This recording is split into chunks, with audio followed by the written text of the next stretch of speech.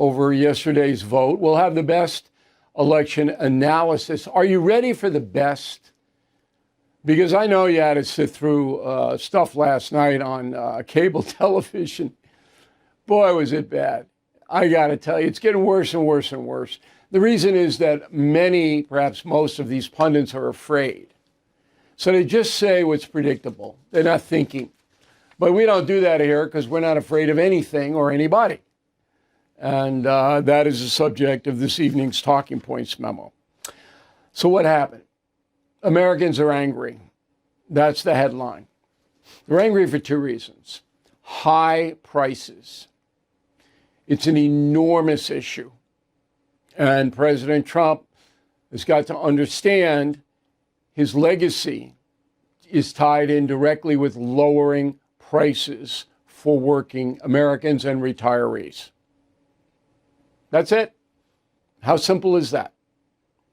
Secondly, the government shutdown. People don't like chaos. They don't understand why the government shut down.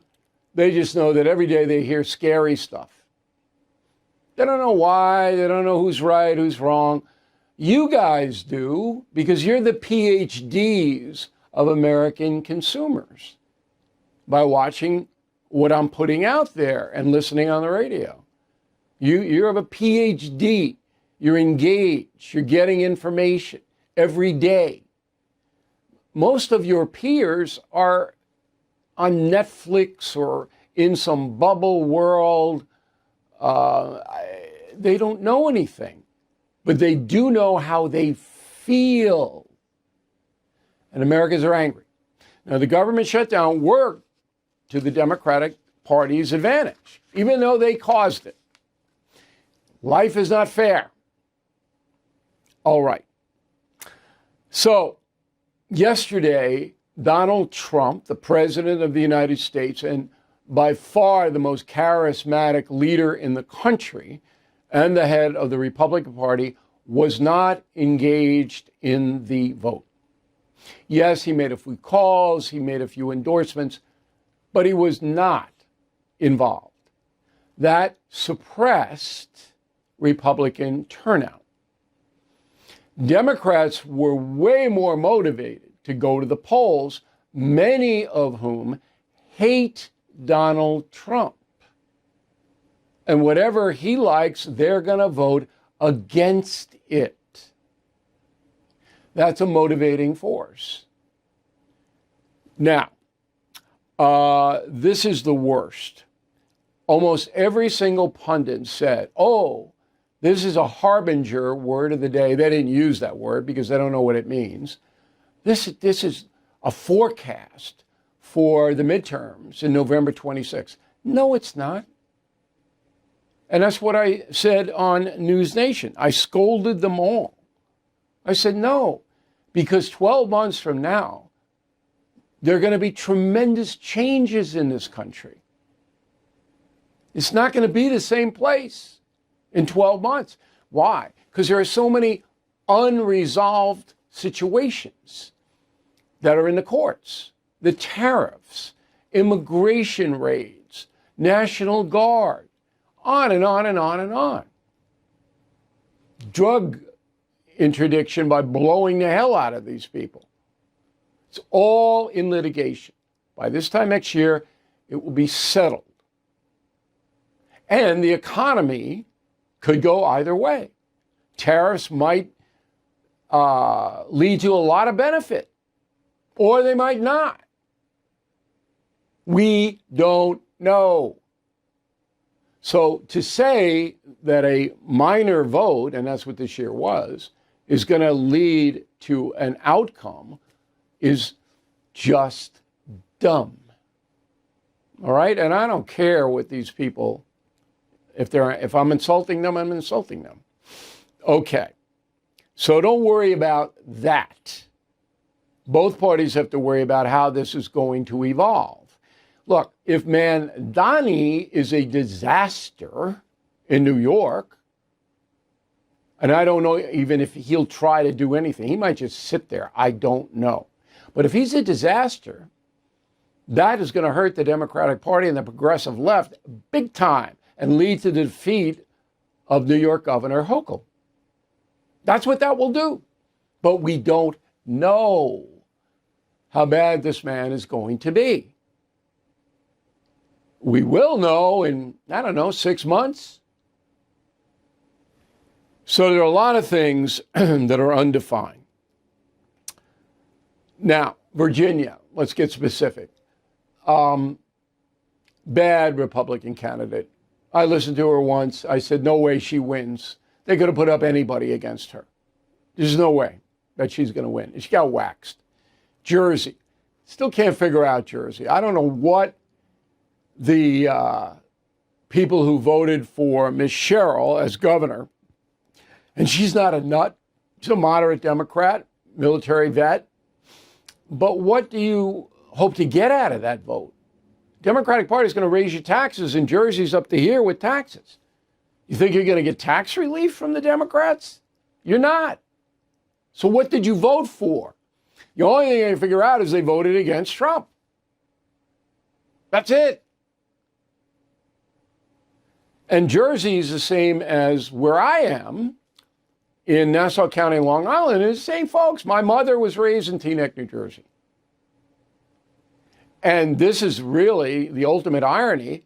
My county here went all red. They revolted against Mamdani in New York City. I lived just on the outskirts of Queens, okay, just over the city line. And Nassau County, huge, okay, on the Republican side, because they know here, because it's a different demographic, and we'll get into that. They know what a disaster the potential is in New York City. They don't want it. And the guy here, Blakeman, who runs the county, did a good job. Very low crime, didn't raise taxes, so why would you vote against him? Okay. The Jersey thing, I was going to run a soundbite, but most of you people don't live in New Jersey. You don't care what happens in New Jersey, and I understand. But I don't know why the Democrats won so big in New Jersey, and they won big.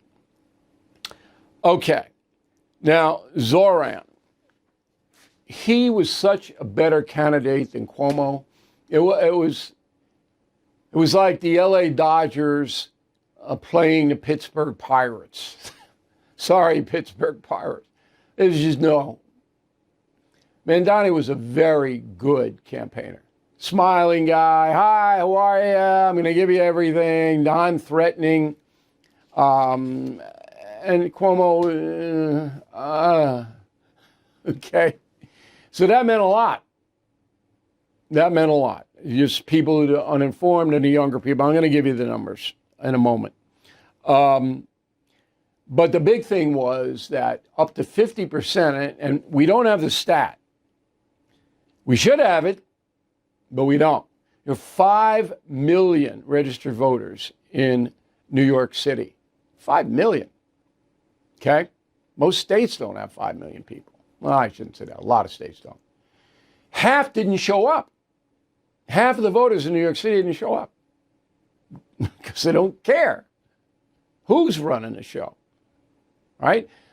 And there was a big turnout for the mayoral race, more than 2 million. But when half don't show up, anybody can win. And many of those who voted in New York City are born overseas. Now, this is going to sound like a slight. I'm sure the internet smear merchants, gutter snipes will pick it up. Traditional American values are still embraced by most indigenous Americans who were born here and whose family passed down the values of self-reliance, competition, freedom. You're born overseas, you have a totally different value system. You may want our values, but you were raised in a different culture where things happen differently. When you have an enormous amount of foreign voters, as you do in Los Angeles and New York City, you're not going to have the same kind of vote you had 20 years ago. That flooding the zone with immigrants has worked for the Democratic Party. I didn't know whether it would, but it has. It's altered everything. And it's not that these are bad people. They're here legally. They can vote legally. They work much harder, in my experience, than people born here. I'm generalizing, of course. But their culture is different. And that means a lot. So, to sum up, this has got nothing to do with the midterms. But President Trump should see this as a warning. Got to bring those prices down. Can't be hammering working people with high insurance, high utilities, sky-high food.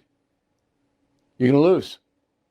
Even if the Democrats aren't going to do anything about it because it's essentially their fault, Biden was so bad, that's not what Americans do.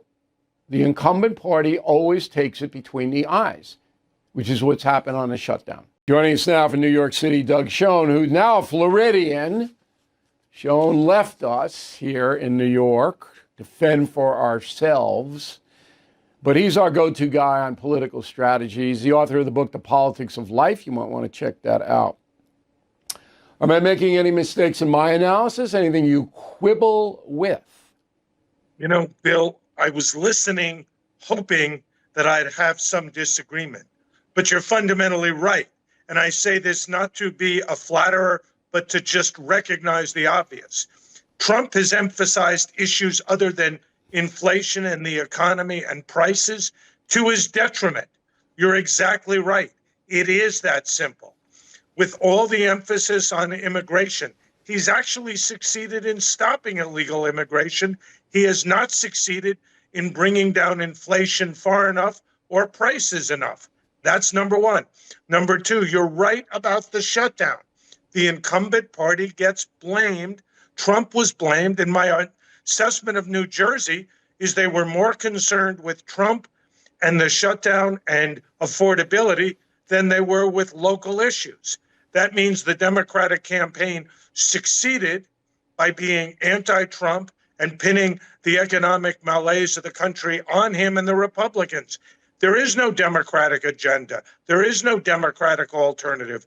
And Mondami is a huge risk to the Democratic Party. So I agree with your assessment about where we stand, but Trump and the White House have to take this as a wake-up call. If they don't, they will be in serious trouble. You know, the inflation number is not bad. It's the high prices for the essentials of life that's driving people's disenchantment and anger. So, for example, gasoline prices where I live are down. They're below $3 a gallon now. But utilities are killing you. And you go to the grocery store and the restaurants, it's insane now. It's insane. Mm-hmm. Yep. All right? And people hear tariff this, they don't know what the tariff is. We explained it last night, but tariffs are not real to people. And people vote on what's real, what they can see and feel. Now, one of the criticisms I've had of the Trump administration is their messaging is not precise enough. We know what he's doing. We don't know why he's doing it. And they don't back up a lot of stuff. For example, the ICE raids. After every controversial raid, there should be an explanation. Here's what we did. This is why we did it. Here's who got thrown to the ground. We made a mistake or we didn't make a mistake. But none of that seems to be coming forth. So it's easy. It's easy for people on the fence about Trump, not the MAGA people or the Trump haters, but the people in the middle, to take a negative view if you don't get precise messaging. That's where I think the big weakness is. You know, again, Bill, I, at the risk of having to agree with you, what political communication is about is outcomes. That is, what's in it for me? How are we going to benefit from these raids? But most important, how are we going to benefit at the grocery store, the gas station, at the, bill paying each month for utilities? Why are the tariffs and the other economic policies going to benefit consumers? We don't have an answer to that. Well, yeah, And it's unless too early, though, for the tariffs. And then you get the Supreme but Court you can now. explain what you're trying to do, Yeah, as you correctly they got point to out. explain how those tariffs, and he has to some extent, but it's all him. It's 100% Trump, and he is available, and he is accessible, and Yes. he does go out and do the gaggle with the press and all that, but he doesn't have the follow-up needed in the department area, Homeland Security area, agriculture, whatever. Look, Trump can't control wages and prices. The executive branch can't do that. You can do that in socialism, in communism, but you can't do it in capitalism. So he's got to have a plan and say, this is how I'm going to bring down the price of meat. But I haven't heard a plan. Have you? Nor have I. And again, politicians want to know, voters want to know that politicians are on their side. They believe Trump is forceful and zealous. They just do not get the logic and the outcomes that he is seeking. You're right, tariffs are complicated, but what is going to be the end result in his terms and in the administration's terms? We don't know. Well, we haven't seen. The end result is more jobs in the manufacturing sector that pay higher wages. And if you're a sophisticated person, you understand that's what could happen. Could. But it hasn't happened yet because it's only been 10 months. Now, the final area is Trump's legacy. Mm-hmm. This is everything to him. Everything. If he loses the midterms, the Republicans lose one or both houses, he's shot. He can't do executive order after executive order after executive order. Every single one of them will be thrown into the courts. We don't know how the courts are going to rule on the tariffs. I do believe they're going to give the president some wide discretion on the tariffs, but not everything he wants. They'll pull him back a little bit. We went over that yesterday with the law of 1974, which explicitly says the president can balance the flow of money out of here. He has the authority to do this, a national security issue. But it hasn't been portrayed as a national security issue. But it is. See, this is what I mean. But if Trump gets waxed and the Republicans lose in 26, pretty much all over for him, right? Oh, absolutely. And the other thing you didn't mention, Bill, knowing the Democrats and their absence of a message, there will be more investigations of Trump, the Trump family, and the Trump administration. I don't think I don't think that'll be a factor. Americans are numb to that. They know the game. It will tie things up, Bill, to just finish my point. It'll tie things up and distract from what the people really care about, which is, what are you going to do, Mr. President, to make my life better?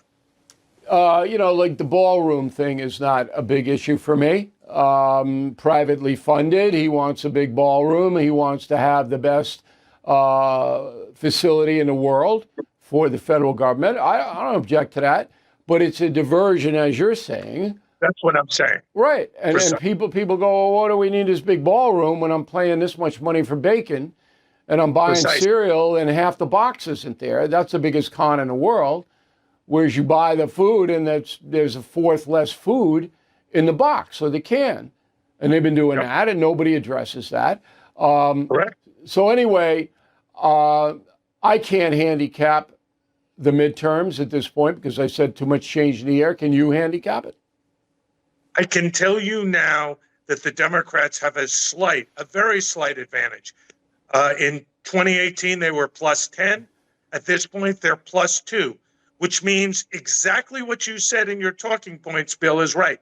This is up for grabs, but unless Trump and the Republicans take the clear message of yesterday to heart, it will go in the wrong direction. If they do listen and they are able to perform and communicate, it will be a very different outcome than the first midterm election. All right, Doug, always appreciate it. Thanks very much. My pleasure always, Bill. Okay. As you know, I will be off tomorrow in California doing the Mars show on HBO. That will be Friday night, 10 p.m. HBO Real Time at Bill Maher. I'll be on there. I've been on there a long time. Interesting to see. That'll be on Howie Mandel's podcast. I think Howie's hysterical myself. That'll be Tuesday. Also Tuesday, November 11th, 10 p.m., News Nation, a special on American generals for Veterans Day. The best and the not so good. Here's a clip. Would the guy who showed up as a plebe thinking he was the reincarnation of Alexander the Great be happy with this statue?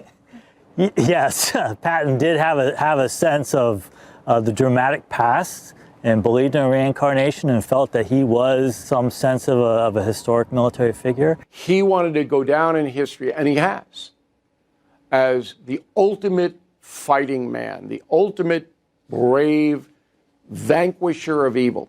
And it occurred to me how very fortunate you are. We crushed the Germans before he got here. Vain, flamboyant, but he was committed to his troops, and he's going to make sure that American soldiers know they can win and have the confidence to do that.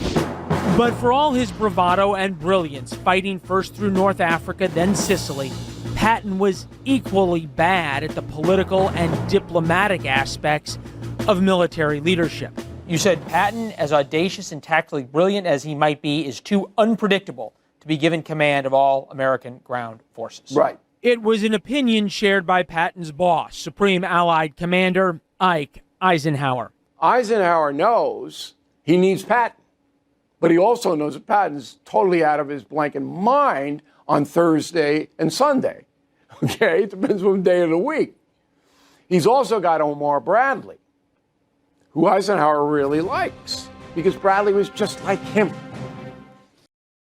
So we run down Patton and Pershing, World War I, Custer, Civil War generals, modern day generals, and we rank them. Who's good, who's bad. And it's fascinating documentary. Again, that will be Tuesday, November 11th, News Nation, 10 p.m. You're going to like it. A lot of it. And I'm going to tell you the best American general in history was. You'll be surprised. And it's not Eisenhower because he never fought in a battle. Supreme Allied Commander never fought on the battlefield. There is a report in the New York Times that Assistant FBI Chief Dan Bongino is out. I need to check this. I check everything because I never take a report that I see and broadcast it on the air. We always have to check behind the scenes. I believe this is true, and I'll have the facts for you tomorrow, but I want to have 100% certainty. As you know, Mr. Bongino and I are not on the same wavelength. I didn't think this was going to work out, but I don't really care about I told you so at this point in history. If he's leaving, it's an interesting story about why, right? So again, we will have all of that tomorrow. Talking points memo tonight is President Trump's speech, 9 p.m. Eastern, diplomatic reception room at the White House. Very important speech for the president. And very simple reason is polling numbers are going down. And the Republican Party is very concerned about it. So the president, according to Caroline Leavitt, his press secretary, is going to discuss his accomplishments, and they've been many. If you want to be honest about it, so his first year, he's done a lot of good things. He's going to run them down. But that sends the message that the speech this evening will be targeted to his supporters and Republicans. He's not trying to persuade people who don't like him or even independents who are shaky to come join him in the next 3 years. He's trying to prop up his base, okay? So we expect a long speech. That's President Trump's style. And a lot of stuff about, you know, we've done this, we've done that. Biden is dumb. Biden was a jerk, you know. Okay. I hope it isn't too repetitive because then viewers will tune out. I'd like people to watch it. All Americans to watch the speech. Then you make up your own mind. And write me a letter, bill@BillO'Reilly.com. After the speech, bill@BillO'Reilly.com. Give me your reaction. I'll report it tomorrow. All right? So the president is scheduled to go down to Mar-a-Lago on Friday and stay there till Sunday, January 4th. Now, people go, oh, that's a long vacation. It's not a vacation. He's got his office down there. He'll be working a lot of time. I know President Trump pretty well. He just said, take vacation. He'll play golf. He'll do that. But the president is a workaholic. I think that is accurate. Okay, so if I were writing this speech for President Trump, I would list accomplishments, but that wouldn't be the dominant part of the speech. I zero in on, look, here's the problem. We have high food prices, beef prices. Now, we're getting a lot of the food prices down. Give some examples, eggs, things like that. But here's what we're going to do to get the meat down. Boom, boom, boom. 2, 3 things. Then insurance. That is really the kill. When you talk about that cliche affordability, that's what's really gutting working men and women who have to pay their mortgages and their utilities, and they have to eat, and they have to gas up their car, and they have to have leisure activities. Some of them are paying for education. When you see the graph for how much the house and car and health insurance are charging us, it is staggering over the last 5 years. That's big. And President Trump has got to go in. And he's got to say to these companies, look, either you moderate it or we're going to open it up across state lines. We're going to make it much easier for insurance companies to compete. That's what he should do anyway. But immediately you get those premiums down if you make the threat. So that would be a big part of his speech I would write. It's all about problem solving. It's not about Trump's style or anything like that, although the Reiner thing hurt him. But people will forget that. But they're not going to forget what they're paying, because that is something they have to deal with. A lot of Americans in debt. A lot of Americans would like to buy a new car or maybe a new house. And interest rates are coming down, home mortgage rates. So more methodical, less emotional, less repetition. I'm the speechwriter. That's what I'm doing. Now, how this works is the speechwriter gives what they call a first draft to the president. And like Barack Obama, okay, Donald Trump is very active in wording. Okay, so he takes a big part in that. He changes, he edits, he does this, makes suggestions about ads, all that. Obama did the same thing. Biden didn't do any of that. Whatever they put in front of Biden, Biden read. And he didn't read it well. Okay? So Trump's involved with that. Now, one last thing. The demeanor situation. President Trump is not going to change. All right? He has been elected twice to the highest office in the land with no political experience.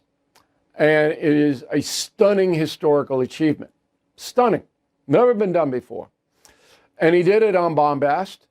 He did it on attacking the system and his opponents. Okay? So he's not going to change.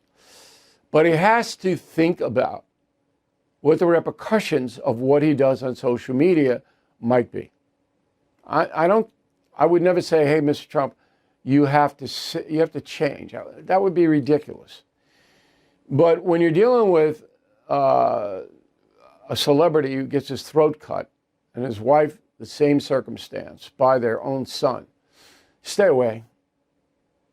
Don't say anything.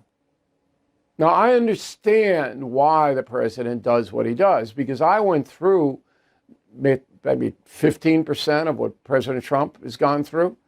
My family was attacked. I was attacked. To this day, everybody knows me in the country. If I go certain places, I have to have security because I don't want to be assassinated like Charlie Kirk. All right? I don't want to be attacked. Certainly don't want my family in jeopardy. So I understand the anger the president has, and it's legitimate anger. I mean, just last night, the senator from Iowa, Charles Grassley, put out a report that backs up the FBI had no probable cause under Biden to raid Mar-a-Lago on the classified document thing. None. They did it anyway. And they only did it to embarrass Donald Trump, to give him hardship. Now, you add that by 1,000, you're going to be bitter. I have a list. I do. I'll admit it. I have a list of names of people who have hurt me and my family. And if I could, I would visit those people, and I wouldn't be bringing Christmas presents, if you get my drift. But that would hurt my family if I did that. Okay? It would make the situation worse.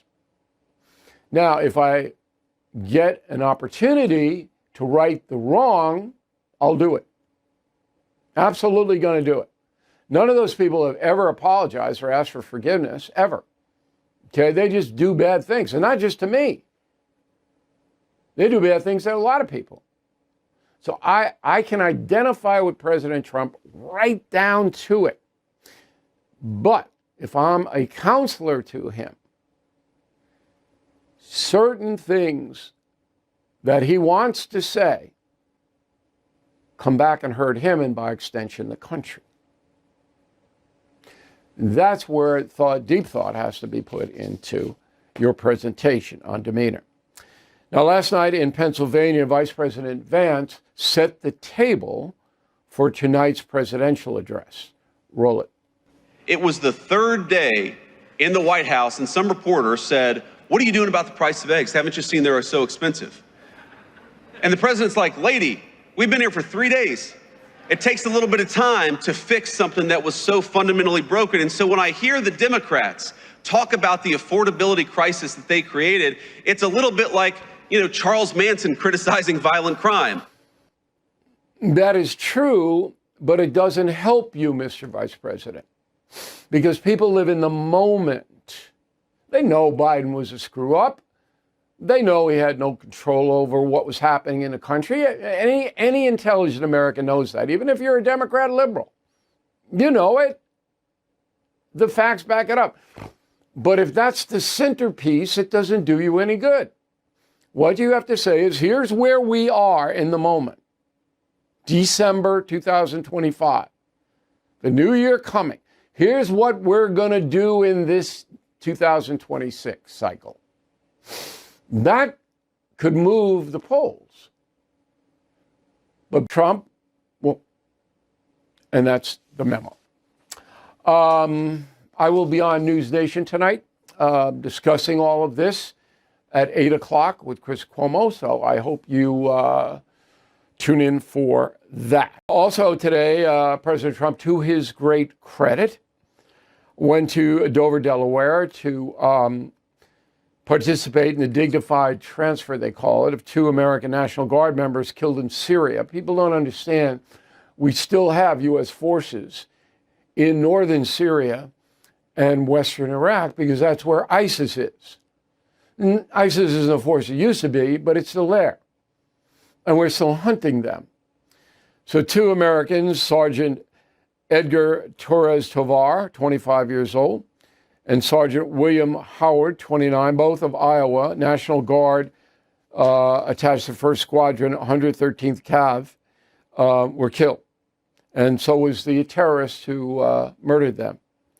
So President went from Washington to Dover to console their families.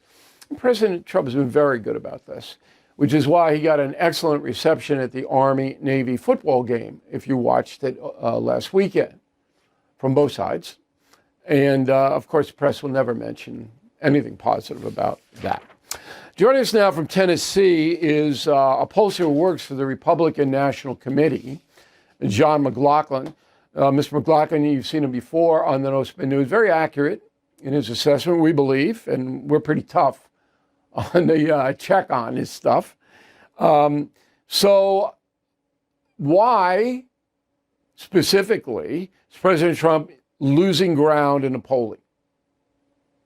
I think he's focused on government, not on political campaign. So when we had his campaign, by the way, you and I saw him on September 11th at Yankee Stadium, and he asked about his poll numbers that night, and he said, "Do I have my?" He said, "We have the highest job rating ever." I said, "No." I said, "You had your highest job rating ever on the night that you were elected president again in November of 24, and January it was high, but through the year you get consumed with running the government instead of running a political campaign." And he's done a lot. He's passed his tax cuts. The economy's starting to percolate again. He's done what he needs to do to lay a foundation so that the Republicans can be successful in the midterms. But the big problem we're going to have is Trump got 77 million Trump voters out of 156 million voters who showed up on election day.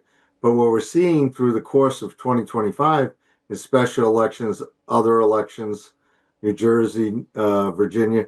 The Trump voters aren't coming out as heavy as they did when he was on the ballot. And the Republicans don't have the same kind of feel for the issues that Trump does or the campaigns. So we've got to get Trump back out on the road. And tonight, but there is disenchantment, according to your own poll, John, taken in mid-November. Direction of the USA, right direction, 38, wrong, 56.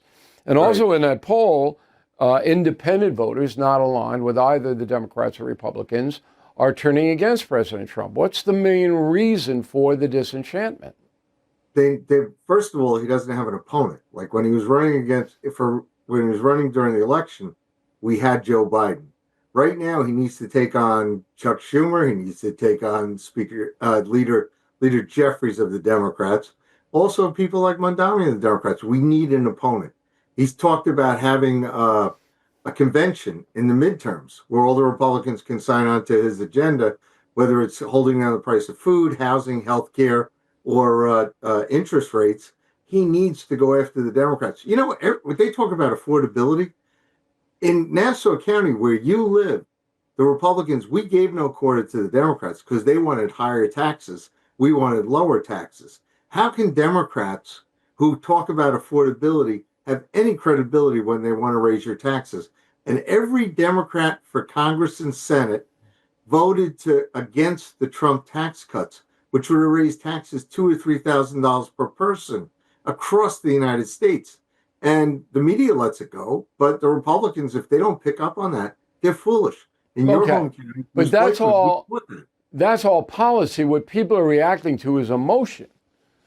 They're looking at their household finances and they're going, we can't pay these insurance. We can't pay the price of beef. Now, I'm a realist. I don't buy the beef.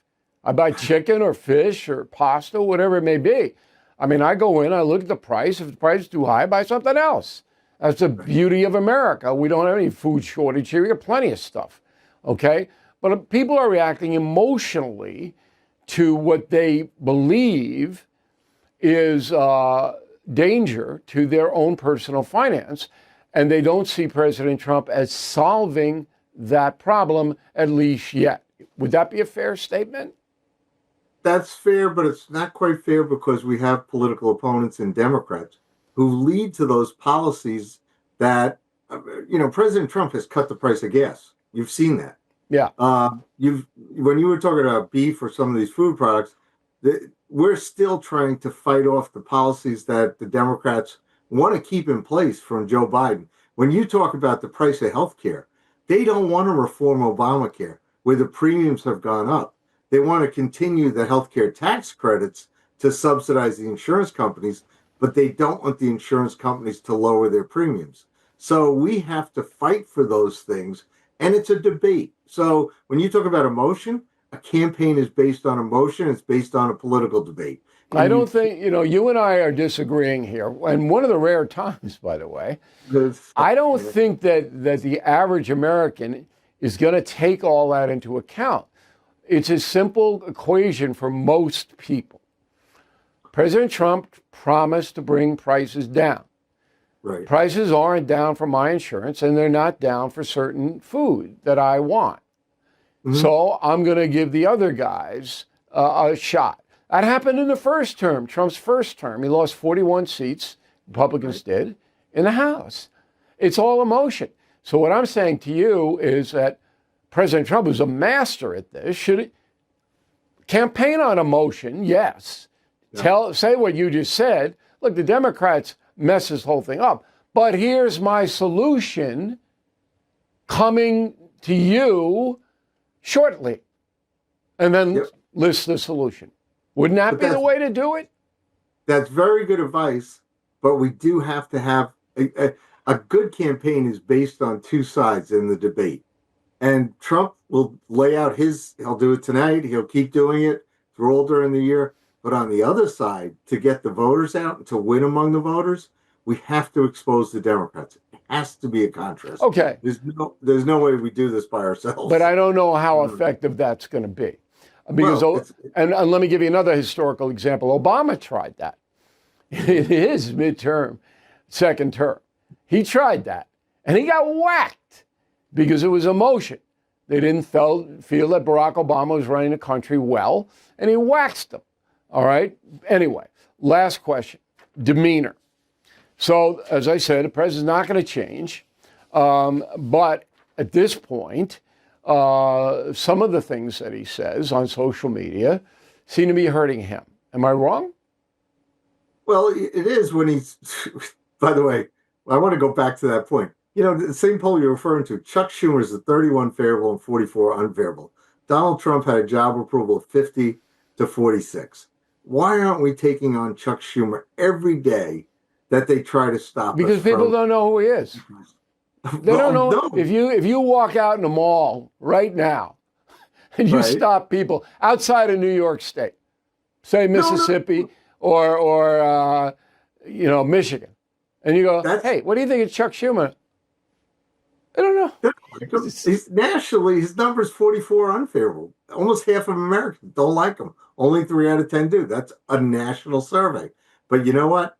It's incumbent on us to run the campaign on Donald Trump's accomplishments versus... How about demeanor? Demeanor, he's best when he's fighting. He's best when he has an opponent. And the Democrats, if they want to stop us from lowering interest rates, lowering the cost of housing, lowering the cost of food, lowering the price of gas, we should have that fight. We shouldn't back off, and we should let Donald Trump go back at it and go back at it, get it outside the Beltway, do rallies again, see real people, talk to real people again. That's when Donald Trump's his best. All right, so you want to brawl in 26. You know him very well. Yeah, all right. And I think that's what you're going to get. I think that's what you're going to get. Hey, John, Merry Christmas. You've been a very good friend to the No Spin News and to me personally. We wish the best to you and your family, and I hope to see you soon. Thank you. Merry Christmas. See you in the new year, and keep getting the facts out. Okay. Let's face it, the U.S. economy is under stress. National debt rising, trade war shaking the markets, and meanwhile, China is dumping the dollar and stockpiling gold. That's why I protected my savings with physical gold and silver through the only dealer I trust, American Hartford Gold. And you can do this.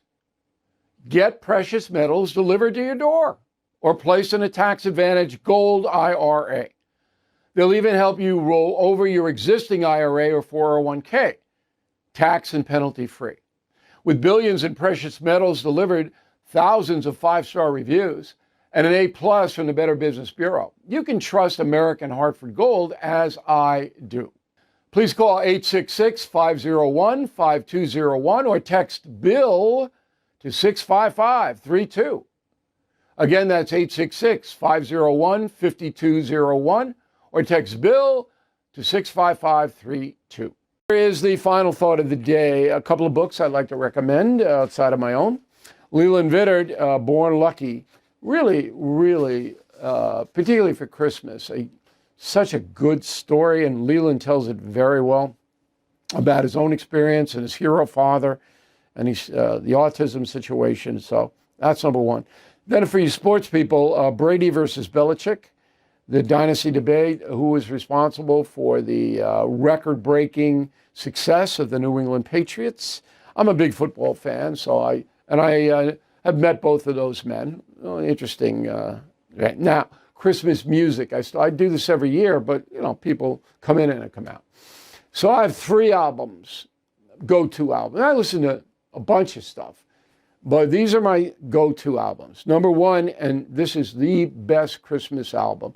And I talked about it. Hannity tried to make fun of me on his radio show today for liking the Carpenters. Okay, I just blew him out. And you got to listen to that. We have it posted on BillO'Reilly.com. So the Carpenters' Christmas album is just magnificent because Karen Carpenter is the best female voice ever. Just listen to this woman. Then Johnny Mathis' Christmas, traditional, and this guy, he's still alive. He's just fantastic. The way he phrases the songs.